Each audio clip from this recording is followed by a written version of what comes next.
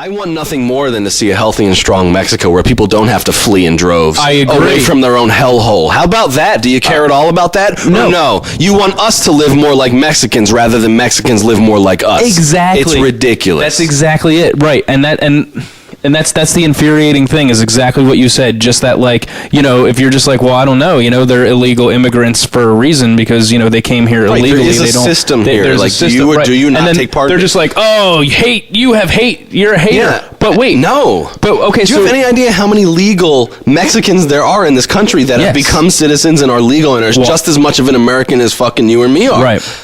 That's the infuriating thing. Well, and then, okay, so here's the thing is that they'll, you know, it's this weird dynamic of, excuse me, these rock stars, these musicians hate Arizona. Of course.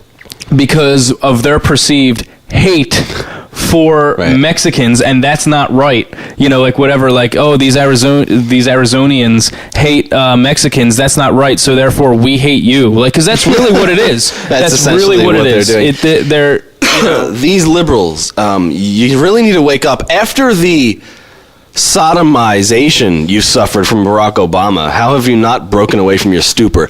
I got tricked into voting for Barack Obama because I was foolish enough to think that there was enough left within the left in this country or within liberalism that people would call him to or put him to task. Like, for example, he made such claims, like he was going to push us in such a polarized direction away from what happened for the last 8 years, that I felt like he was writing a check that he would be forced to cash, because I really did think that there was something left. Something, maybe some scraps left of the left wing in this country. Apparently not, because and I want to be fair to Obama. Yes, he's been a weasel and a scumbag.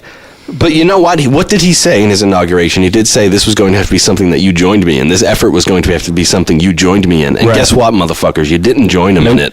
Not that he did either. Basically, I'm saying no one showed up on the battlefield. Yep, no one did. He didn't even show up to lead the charge. And you pussies didn't even show up to back him up.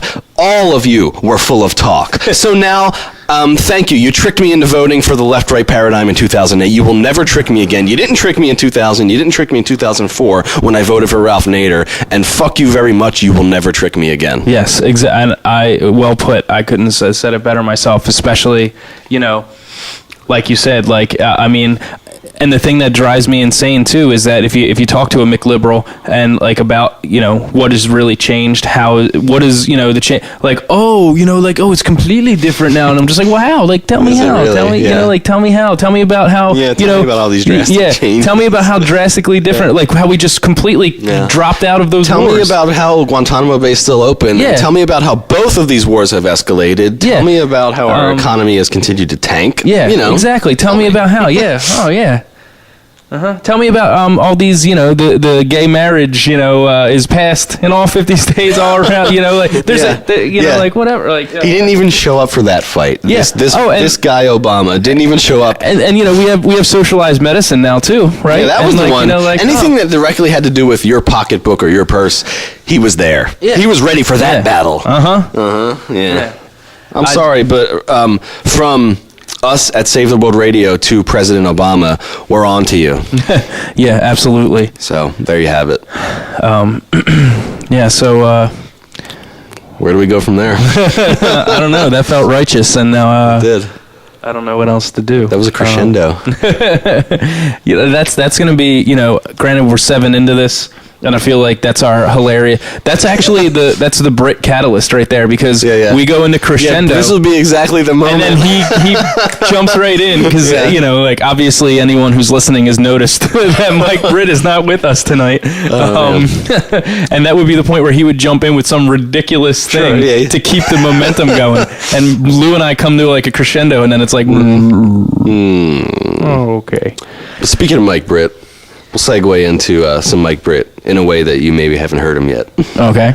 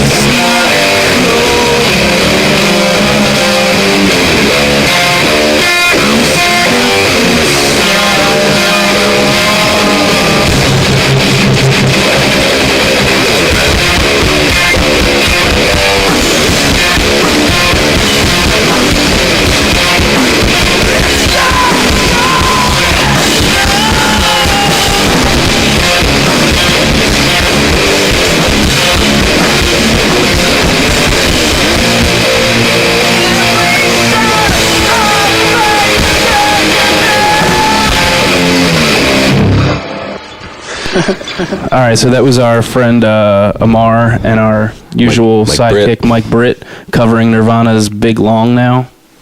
Yes. It was pretty good. You know, I think it was just, you know, a one night they were bored and they did it. So it's pretty sloppy, but it's still pretty cool. Yeah, it was a cool Nirvana cover. I mean,